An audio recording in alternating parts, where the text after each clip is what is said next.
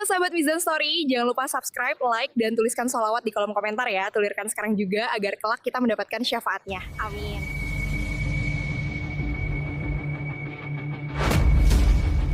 Assalamualaikum warahmatullahi wabarakatuh. Selamat datang di channel Mizan Story, yang menyajikan kisah nyata, inspiratif, dan penuh hikmah. Jangan lupa subscribe dan tuliskan sholawat di kolom komentar. Beginilah kisahnya. Di sebuah sudut kota Kediri yang masih lekat dengan nilai budaya dan religius, tinggal seorang gadis muda bernama Niken Salindri. Usianya baru menginjak 17 tahun, tapi namanya telah menjadi buah bibir di kalangan pecinta seni Jawa. Sejak kecil, ia sudah akrab dengan suara gamelan dan tembang Macapat yang biasa dibawakan kakeknya. Suaranya lembut, bergetar halus seperti desir angin sore yang membawa rindu, membuat siapapun yang mendengarnya terhanyut dalam nuansa kerinduan akan tanah leluhur. Namun, di balik sorot lampu panggung dan tepuk tangan yang membahana, Niken menyimpan kegelisahan yang tak diketahui siapapun. Setiap malam, di kamar sederhananya yang dindingnya masih dari anyaman bambu, Niken sering menangis dalam sujud. Ia bukan menangis karena tekanan pekerjaan atau cibiran netizen, melainkan karena kerinduannya untuk menyentuh tanah suci Mekah. Di sela kesibukannya manggung dari kota ke kota, ia selalu menyelipkan doa yang sama, "Ya Allah, jika Engkau berkenan, izinkan hamba-Mu yang hina ini mencium Hajar Aswad dan sujud di hadapan-Mu di tanah haram."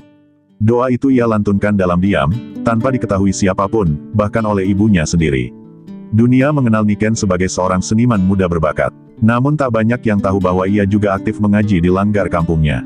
Di sela-sela waktu kosong, ia sering mengajari anak-anak kecil membaca Iqra. "Kalau bisa bersenandung, pasti bisa juga bersyahadat," ujarnya lembut kepada murid-muridnya. Ia tak ingin dikenal hanya karena viral, ia ingin dikenal sebagai gadis yang membawa seni dan iman dalam satu tarikan nafas. Tapi dunia seolah hanya peduli pada suara emas dan penampilannya yang ayu. Tekanan batin itu terus menghimpit hatinya. Beberapa kali ia merasa lelah dan ingin menyerah. Apalah arti popularitas jika jiwanya kering? Bahkan di satu titik, Niken pernah berpikir untuk berhenti bernyanyi dan memilih menjadi guru ngaji saja. Tapi saat itu pula, ia teringat pesan almarhum kakeknya, "Nak, suara itu titipan Gusti Allah.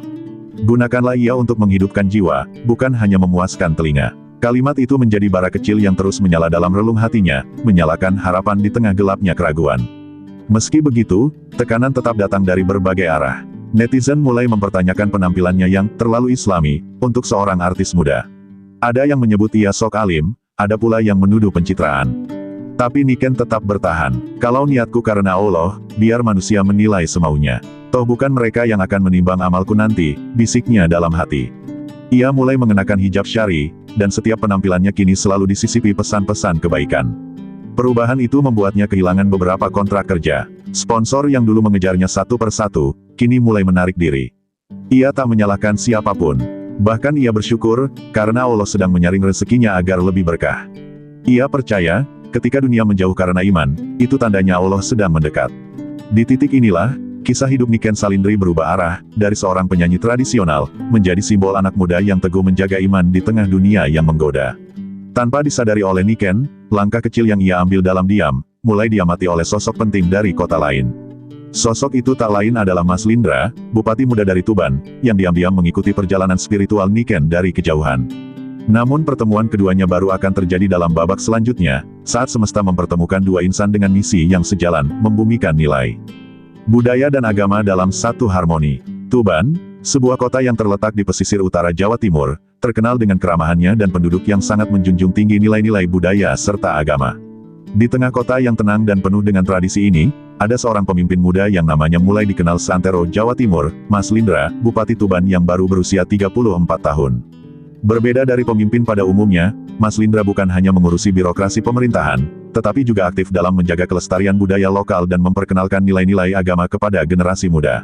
Dibesarkan dalam lingkungan yang sangat religius, Mas Lindra sudah terbiasa mendengar kisah-kisah para ulama besar, dan ia percaya bahwa seorang pemimpin yang baik haruslah bisa memberikan contoh dalam segala aspek kehidupan, termasuk dalam beragama. Ia sering menggelar acara pengajian dan musyawarah dengan para tokoh agama setempat untuk memberikan pendidikan spiritual kepada rakyatnya. Sebagai seorang pemimpin muda, ia juga sangat dekat dengan para pemuda di Tuban.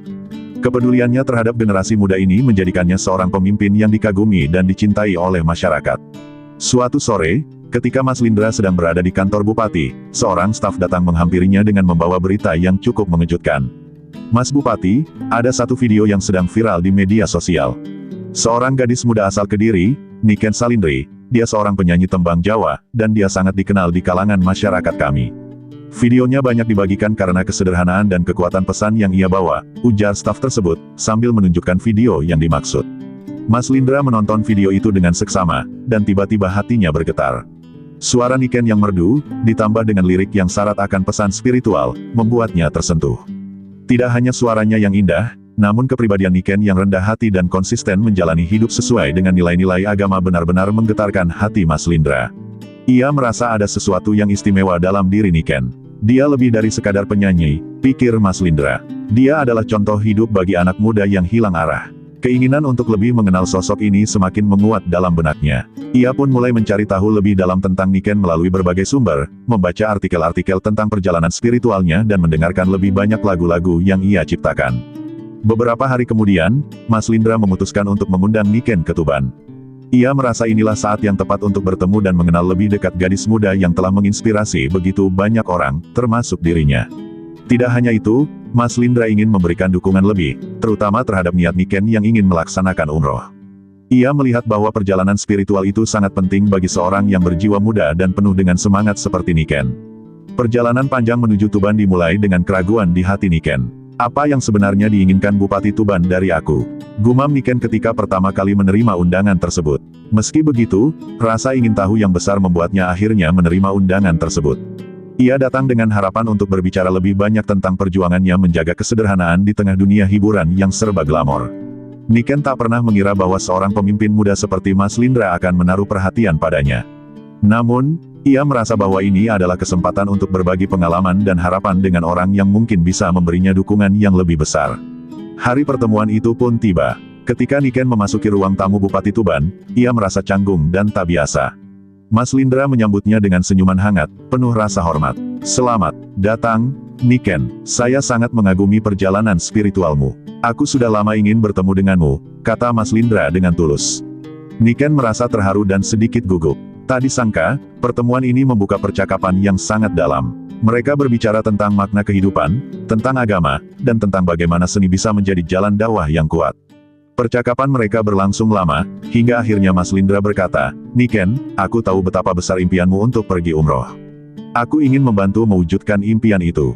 Tidak hanya sebagai Bupati Tuban, tetapi sebagai seorang saudara yang peduli dengan perjalanan spiritualmu. Kata-kata ini seakan-akan menyentuh jiwa Niken. Air matanya menetes tanpa ia sadari. Inilah yang ia harapkan, sebuah kesempatan untuk mendekatkan diri pada Allah, dan kali ini bukan hanya dengan doa, tetapi dengan dukungan nyata dari seseorang yang selama ini ia anggap hanya sebagai figur pemimpin dari jauh. Malam itu, langit Tuban tampak bersih, dihiasi bintang-bintang yang berkedip seolah menjadi saksi bisu dari pertemuan dua insan yang memiliki satu tujuan mulia, mendekat pada Tuhan. Di pendopo kabupaten yang megah namun tetap syarat dengan nuansa budaya Jawa, Niken duduk berhadapan langsung dengan Mas Lindra, pemimpin muda yang selama ini hanya ia kenal lewat berita. Meski gugup, ada kehangatan dalam percakapan mereka. Tidak ada jarak antara rakyat dan pemimpin, yang ada hanya dua hati yang saling terbuka, saling menguatkan dalam perjalanan batin yang tak mudah. Mas Lindra, dengan suara tenang dan sorot mata yang dalam, mulai menanyakan hal-hal sederhana, tentang keluarga Niken, tentang bagaimana ia menjalani hari-harinya sebagai seniman muda, dan akhirnya tentang impian yang belum pernah ia ungkapkan di hadapan publik. Niken sempat terdiam saat pertanyaan itu muncul. Dadanya sesak, matanya mulai berkaca-kaca. Sejujurnya, Mas, impian terbesar saya bukan tampil di TV nasional, bukan jadi penyanyi terkenal. Tapi bisa sujud di depan Ka'bah. Bisa berdoa langsung di tempat Nabi kita berpijak. Suasana mendadak hening. Angin malam berhembus perlahan, membawa aroma dupa yang biasa dibakar di pendapa. Mas Lindra menunduk, wajahnya terlihat haru. Ia tak menyangka, gadis yang selama ini viral karena suara dan parasnya, justru menyimpan kerinduan mendalam kepada tanah suci. Kerinduan yang tulus, bukan untuk konten, bukan untuk popularitas. Dalam hati, ia berkata, inilah generasi yang harus kita lindungi, yang menjaga budaya sekaligus mencintai agamanya tanpa ria. Dengan suara pelan tapi pasti, Mas Lindra menatap Niken dan berkata, Niken, jika engkau benar-benar ingin pergi ke tanah suci, insya Allah aku akan bantu mewujudkannya. Kau tidak sendirian. Niken menatapnya dengan wajah terkejut, matanya langsung membendung air mata. Mas, saya tidak berharap sejauh itu. Saya hanya ingin menyampaikan isi hati. Saya bahkan belum pernah naik pesawat, ucapnya gemetar. Tapi Mas Lindra mengangguk mantap, justru karena itu, aku ingin engkau tahu bahwa Allah tidak pernah tidur. Mungkin hari ini kau berdoa sendirian, tapi sekarang doamu sudah sampai pada banyak hati. Kabar tentang pertemuan itu tersebar dalam waktu singkat. Bukan karena dipublikasikan, tetapi karena para staf yang menyaksikan percakapan tersebut merasa tergetar. Salah satu dari mereka tanpa sengaja merekam sepenggal percakapan haru itu, dan tak lama kemudian, video berdurasi 1 menit itu menyebar cepat di media sosial. Dalam video itu, terdengar suara Mas Lindra berkata, yang muda bukan hanya butuh panggung, tapi juga tempat bersujud. Kalimat itu viral, netizen dari seluruh penjuru Indonesia mulai membicarakan rencana umroh Niken Salindri. Sebagian terharu, sebagian bertanya-tanya, benarkah ada pemimpin seperti ini di zaman sekarang? Sementara itu, Niken sendiri merasa campur aduk. Ia tak pernah berniat viral karena niat suci ini. Justru ia takut dianggap cari panggung oleh masyarakat. Namun Mas Lindra menguatkannya, kalau niat kita lillahi ta'ala, biarlah Allah yang membersihkan jalan kita dari prasangka orang. Teruslah melangkah, Nick, karena di balik ujian, pasti ada kabar gembira. Kalimat itu terus terngiang di kepala Niken. Ia mulai merasa bahwa mungkin inilah saatnya Allah membukakan jalan setelah sekian lama ia bersujud dalam sepi. Dan malam itu, untuk pertama kalinya setelah sekian lama, Niken tidur dengan damai. Di matanya masih membayang Ka'bah, dan di hatinya terukir harapan baru, bukan hanya pergi ke Tanah Suci, tapi juga membawa misi, membuktikan bahwa seni bisa menjadi jembatan antara budaya dan iman, antara manusia dan Tuhan. Tapi ia belum tahu bahwa perjalanannya baru saja dimulai. Sebab langkah kaki menuju Mekah bukan hanya tentang fisik, tapi tentang memurnikan niat, dan menguatkan hati menghadapi gelombang dunia yang akan datang menghampiri.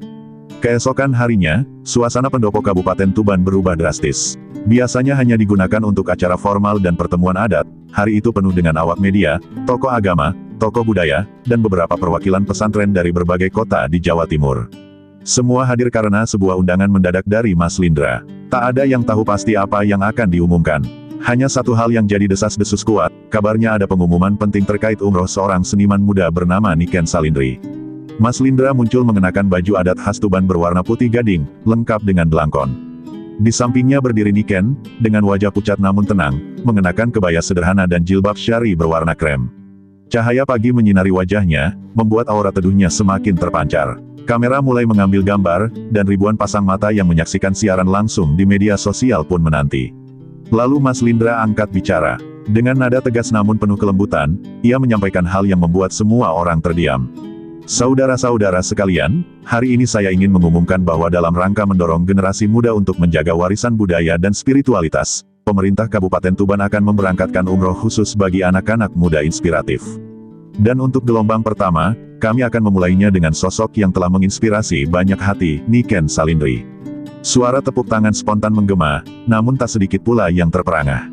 Umroh dibiayai negara. Untuk seorang penyanyi muda, spekulasi pun mulai bermunculan di benak banyak orang. Namun Mas Lindra belum selesai. Ini bukan sekadar hadiah. Ini adalah bentuk apresiasi untuk anak muda yang berani berdiri teguh di tengah godaan dunia. Yang tidak hanya menjaga suara, tetapi juga akhlaknya. Niken bukan hanya penyanyi. Ia adalah simbol bahwa budaya bisa bersanding dengan agama tanpa harus kehilangan nilai. Mata Niken berkaca-kaca, tangannya menggenggam erat baju kebayanya. Ia tak pernah membayangkan momen ini akan datang. Semua terasa seperti mimpi, tapi nyata. Di media sosial, nama tagar umroh bersama Niken langsung trending. Namun seperti gelombang yang tenang di permukaan laut, badai pun datang menghantam di kedalaman. Tak sedikit yang mulai menuduh keputusan Mas Lindra syarat kepentingan politik. Ada yang berkata bahwa Niken hanya dijadikan alat pencitraan. Bahkan beberapa oknum menyebarkan isu bahwa kedekatan mereka melampaui sekadar hubungan spiritual. Komentar pedas berdatangan, menyayat hati Niken yang sebelumnya hanya ingin menunaikan ibadah dengan tulus. Niken terpuruk. Malam itu ia kembali menangis di sajadahnya. Ya Allah, aku hanya ingin mendekat padamu. Jika ini fitnah sebagai ujianmu, kuatkanlah hatiku, bisiknya lirih. Mas Lindra, yang juga mendengar semua tuduhan itu, tak tinggal diam. Ia segera menggelar konferensi pers kedua, menegaskan bahwa niat ini murni ibadah, bukan pencitraan. Jangan ragukan niat seseorang hanya karena kita belum mengerti jalan hidupnya, katanya tegas. Namun dunia memang seringkali lebih percaya pada prasangka daripada kebenaran. Di tengah tekanan itu, satu video pendek Niken kembali viral. Dalam video itu, Niken terlihat tengah mengajar anak-anak kecil mengaji di musola desa.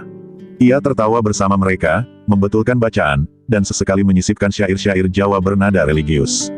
Kalau Allah ridha, apa gunanya bisingnya dunia? Ucapnya dalam video itu. Kata-kata yang sederhana, tapi menghentak. Perlahan, publik mulai luluh. Banyak tokoh agama dan budayawan angkat bicara membela Niken, mengatakan bahwa inilah contoh generasi penerus yang layak diteladani. Dan disinilah cerita mulai berubah arah. Apa yang dimulai dari impian sederhana kini telah menjadi gerakan besar. Mas Lindra dan Niken tak hanya bersiap untuk perjalanan ke Tanah Suci, tapi juga membawa misi yang lebih besar, menyatukan budaya dan agama, seni dan dakwah. Namun mereka sadar, ujian belum selesai. Justru baru saja dimulai. Di balik deru mesin pesawat menuju Tanah Haram nanti, akan ada lebih banyak mata yang mengamati, lebih banyak suara yang menghakimi. Tapi bagi mereka, selama Allah ridha, maka langkah kaki ini akan tetap maju. Hari keberangkatan akhirnya tiba. Fajar menyingsing di langit Jawa Timur, menyinari tanah yang penuh harap. Di Bandara Internasional Juanda, suasana terasa berbeda. Ratusan orang berkumpul bukan hanya untuk melepas keberangkatan rombongan umroh, tapi juga untuk menyaksikan momen bersejarah. Seorang gadis desa dari Kediri, Niken Salindri, yang dulu hanya dikenal sebagai penyanyi tradisional, kini berdiri sejajar dengan tokoh penting daerah, bersiap menunaikan ibadah suci bersama Mas Lindra. Sorot kamera tak henti mengikuti setiap langkah mereka, namun di balik lensa, ada hati yang terus bergetar. Niken mengenakan gamis putih bersih, sederhana namun anggun. Wajahnya dipenuhi haru, namun matanya tajam, penuh tekad. Mas Lindra, yang berdiri tak jauh darinya, tampak mengenakan baju ihram dengan sorban putih melingkar di bahunya. Mereka tak banyak bicara, hanya saling bertukar senyum yang penuh makna. Di dalam hati masing-masing, doa bergemuruh. Doa yang bukan lagi soal diri mereka, tapi doa untuk seluruh generasi muda, agar menemukan jalan yang sama, jalan pulang menuju Allah. Namun langit tak selalu biru. Saat rombongan bersiap masuk ke area keberangkatan, sebuah pesan muncul di ponsel Niken. Hati-hati di sana, banyak yang menunggu kalian jatuh. Kalimat singkat itu menusuk, membuat langkah Niken goyah sejenak. Ia menoleh ke arah Mas Lindra, ingin bicara, tapi ia menahan diri. Ia tahu, perjalanan ini bukan tentang membuktikan apa-apa kepada manusia, tapi tentang membersihkan hati dan berserah penuh pada Tuhan. Ia menarik napas panjang dan melanjutkan langkahnya, sembari dalam hati terus melantunkan istighfar. Dalam perjalanan menuju Arab Saudi, suasana di dalam pesawat hening. Hanya terdengar desisan doa, dan sesekali isak haru dari para jamaah yang tak percaya bisa sampai ke tahap ini. Niken duduk di dekat jendela, memandang langit malam yang tak bertepi. Ia teringat ibunya yang selalu menasihatinya agar menjaga suara sebagai anugerah, bukan sebagai alat kesombongan. Air matanya mengalir pelan. Bu, Niken sampai juga ke sini, akhirnya bisa sujud di tempat Nabi, bisiknya lirih. Ia tak tahu apakah ibunya menonton dari televisi desa, tapi ia tahu doanya pasti menembus langit. Sesampainya di Makkah, tubuh Niken gemetar melihat Ka'bah untuk pertama kalinya. Ia menangis terseduh-seduh, sujud di lantai marmer Masjidil Haram, tak peduli pada kamera yang merekam. Mas Lindra menunduk tak jauh darinya, menyeka air matanya sendiri. Mereka tak saling bicara, namun suasana spiritual itu menyatukan jiwa mereka dalam keheningan yang sakral. Dalam sujud panjang itu, Niken berdoa bukan hanya untuk dirinya, tapi juga untuk semua anak muda di Indonesia.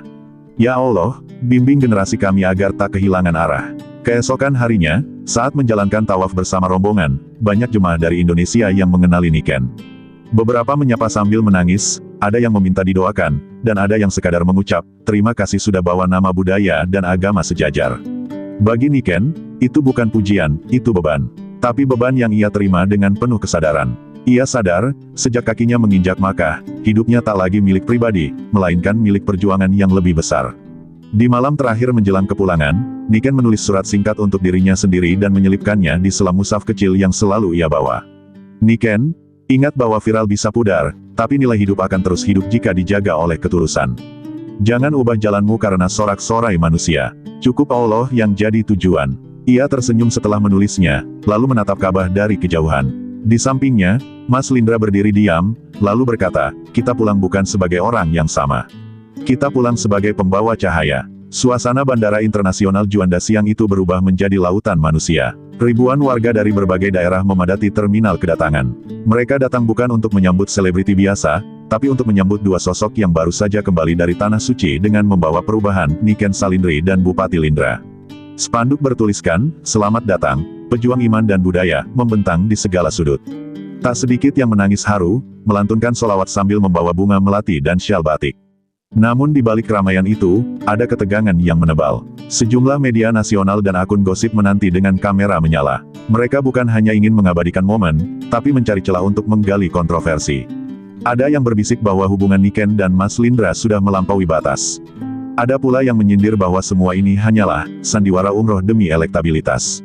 Bagi Niken, ini seperti kembali dilempar dari surga spiritual ke gemuruh dunia yang penuh prasangka.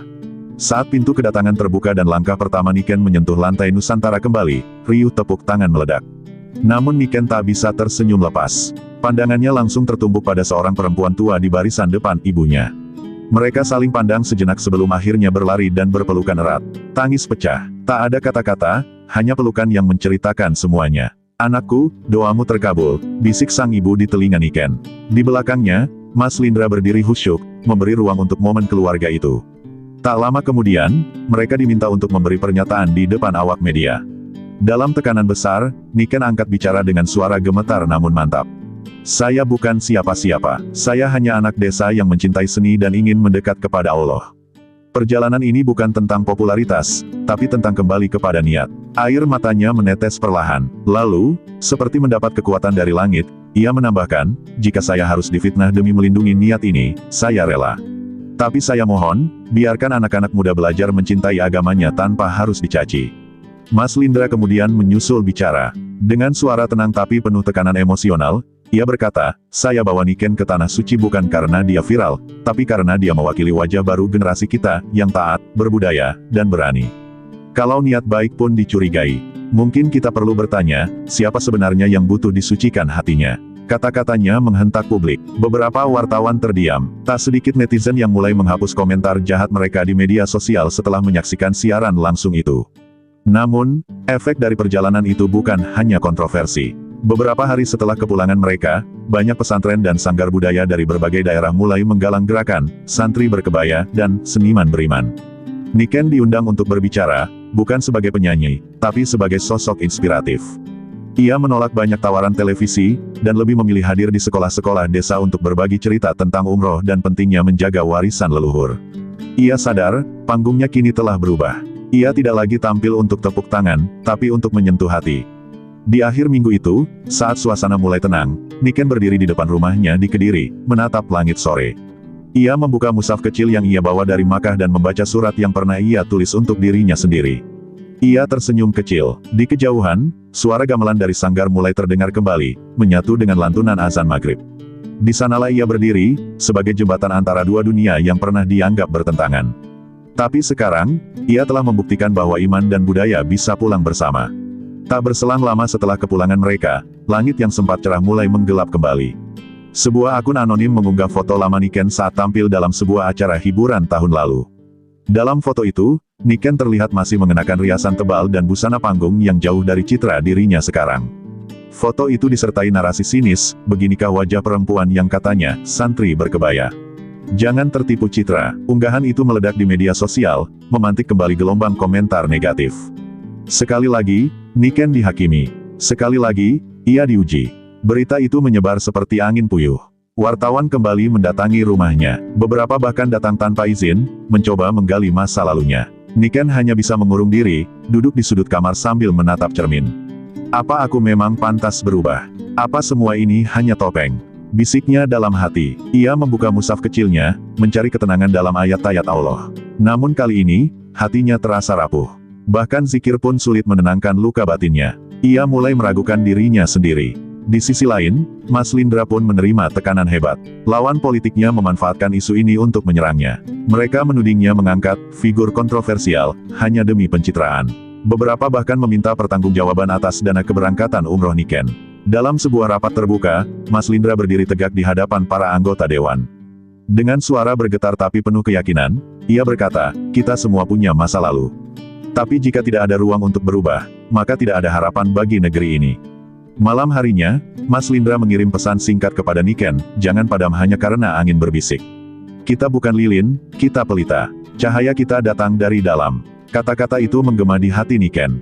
Ia menangis sejadi-jadinya, bukan karena lemah, tapi karena sadar, inilah harga dari jalan yang ia pilih. Ia bisa saja kembali ke panggung-panggung glamor tanpa beban, tapi ia tahu bahwa suaranya sekarang bukan lagi milik popularitas, melainkan titipan dakwah. Keesokan harinya, Niken bangkit. Ia mengenakan kebaya sederhana dan mendatangi sebuah pesantren kecil di Tulungagung yang mengundangnya sejak lama. Ia berdiri di hadapan ratusan santri perempuan, lalu membuka pembicaraannya dengan jujur. "Saya bukan perempuan suci, saya pernah salah, tapi saya ingin berubah. Kalau saya bisa, kalian juga bisa." Tak ada kalimat yang lebih kuat dari itu. Ruangan sunyi, kemudian pecah oleh tangis dan pelukan dari para santri yang merasa bahwa Niken sedang bicara dari luka yang mereka juga miliki. Di tengah semua itu, sebuah keajaiban kecil terjadi. Salah satu video pidato Niken di pesantren itu menjadi viral, bukan karena sensasi, tapi karena ketulusan. Banyak tokoh nasional mengapresiasi keberaniannya untuk terbuka. Bahkan seorang ulama besar menulis, orang yang paling kuat bukan yang tak pernah jatuh, tapi yang jatuh berkali-kali namun tetap ingin kembali pulang ke Tuhan. Perlahan, badai itu mereda. Tapi Niken tahu, ini bukan ujian terakhir. Cahaya memang indah, tapi semakin terang ia bersinar, semakin banyak pula bayangan yang akan muncul. Di akhir minggu itu, Niken duduk di bawah pohon mangga belakang rumah, tempat ia dulu sering berlatih karawitan. Kali ini ia tidak membawa sitar, tidak membawa skrip dakwah. Hanya membawa dirinya sendiri. Ia menutup matanya dan berkata lirih, "Terima kasih, ya Allah, Engkau tidak mengangkat derajatku dengan pujian, tapi dengan ujian." Dan itu jauh lebih mulia. Matahari sore memeluk tubuhnya hangat. Dan di sana, di tengah luka yang masih basah, tumbuh kembali harapan yang tak bisa dibunuh oleh fitnah. Langit sore di pendapat Kabupaten Tuban tampak murung, seakan ikut menyimpan rasa berat yang akan segera pecah. Di dalam ruangan megah yang biasanya digunakan untuk rapat penting, Niken duduk diam mengenakan kebaya putih sederhana. Di hadapannya, Mas Lindra berdiri mematung, menatap keluar jendela. Sebuah keputusan besar telah menunggu, apakah mereka akan terus berdampingan di tengah sorotan yang kian panas, atau harus berpisah demi menjaga nama baik dan perjuangan yang lebih luas. Sebuah surat dari pusat sudah datang. Ada tekanan, ada konsekuensi. Di tengah dilema itu, Niken teringat momen tawaf di Makkah, saat dirinya berdoa, "Ya Allah, jika jalan ini adalah jalan-Mu, jangan biarkan aku berjalan dengan keangkuhan." Kini ia sadar, mungkin justru dengan melepaskan apa yang paling ia cintai, ia bisa menjaga keikhlasan yang pernah ia janjikan. Dengan suara lirih namun mantap, ia berkata, "Mas, saya takut, bukan pada fitnah, tapi pada kemungkinan niat saya bergeser karena terlalu dekat dengan dunia." Kata-katanya menyesakkan dada. Mas Lindra menoleh, namun tak mampu menyanggah. Ia tahu, hati Niken sedang berada di antara cinta dan keyakinan. Beberapa hari setelahnya, masyarakat dikejutkan oleh pengumuman resmi, Niken Salindri menolak tawaran menjadi duta seni nasional dan memutuskan mundur dari semua sorotan publik untuk sementara. Keputusan itu disampaikan lewat video singkat dengan wajah tanpa rias, suara yang tenang namun penuh getar. "Saya butuh waktu untuk kembali kepada suara hati. Popularitas ini terlalu besar untuk hati yang masih belajar." Tangis netizen pecah. Banyak yang kecewa, namun jauh lebih banyak yang terharu. Mereka melihat bukan kepergian, tapi kematangan yang langka dari seorang tokoh muda. Di balik layar, Mas Lindra pun mengambil langkah diam. Ia mengalihkan fokus pemerintahannya pada pembangunan pesantren-pesantren terpencil dan pembinaan sanggar-sanggar budaya. Setiap program ia sebut sebagai bagian dari Jejak Salindri, sebuah istilah baru untuk gerakan anak muda berakhlak dan berkebudayaan. Meski tak lagi sering muncul bersama, jiwa perjuangan mereka tetap berjalan seirama, berdampingan dalam tujuan, meski berjauhan dalam wujud. Tahun berganti, Niken memilih tinggal sementara di desa kecil di lereng Gunung Wilis, mendalami Al-Quran dan memperdalam seni karawitan dengan guru-guru tua yang hidup sederhana. Ia menjadi sosok misterius, jauh dari media, tapi tetap hadir di hati masyarakat. Banyak anak muda mengikuti jejaknya. Beberapa sanggar mulai menggabungkan pelatihan seni dengan kajian kitab kuning. Sebuah revolusi senyap pun terjadi, agama dan budaya tak lagi dianggap berseberangan, tapi menyatu di jalan yang sama. Pada malam 1 Muharram, sebuah acara kecil digelar di alun-alun Kediri. Tanpa pengumuman besar, Niken muncul di tengah panggung sederhana, membacakan puisi karyanya sendiri. Suaranya jernih, menggetarkan, menyihir ribuan hadirin. "Aku tak memilih jalan mudah. Aku memilih cahaya, yang kadang menyilaukan, tapi tak pernah membakar bila dijaga dengan niat." Air mata mengalir di pipi banyak penonton malam itu. Di sudut kerumunan, Mas Lindra hadir diam-diam, menunduk dalam, lalu pergi sebelum acara usai. Ia tahu, perjuangan mereka belum selesai, tapi kini telah menemukan bentuknya masing-masing. Dan begitulah, kisah seorang gadis desa dari Kediri yang pernah viral karena umroh bersama seorang bupati, berubah menjadi kisah abadi tentang iman, budaya, dan keberanian menjaga kemurnian hati. Cahaya yang mereka nyalakan mungkin kecil, tapi kini menyebar ke penjuru negeri, menginspirasi ribuan cahaya lain untuk terus menyala, bahkan di tengah gelap yang tak henti mencoba memadamkannya. Demikianlah kisah Niken Salindri dan Mas Lindra, sebuah perjalanan penuh liku yang mengajarkan kita arti sejati dari iman, keberanian, dan keikhlasan. Dari viralnya sebuah umroh hingga ujian yang mengguncang, mereka menunjukkan bahwa cahaya yang tak padam adalah cahaya yang lahir dari hati yang tulus dan niat yang murni. Semoga kisah ini bisa menjadi inspirasi bagi kita semua untuk terus berjuang dalam menjaga iman dan budaya, serta selalu berserah diri kepada Sang Pencipta dalam setiap langkah kehidupan. Cerita yang baru saja Anda saksikan adalah karya fiksi yang dibuat untuk tujuan hiburan dan inspirasi. Segala kemiripan dengan tokoh atau kejadian nyata hanyalah kebetulan semata. Kami menghormati semua pihak dan tidak bermaksud menyinggung atau mencemarkan nama baik siapapun. Terima kasih telah menonton sampai akhir sahabat Mizan Story. Jangan lupa untuk like, subscribe, dan tinggalkan sholawat di kolom komentar agar kita semua mendapat syafaat di akhir kelak.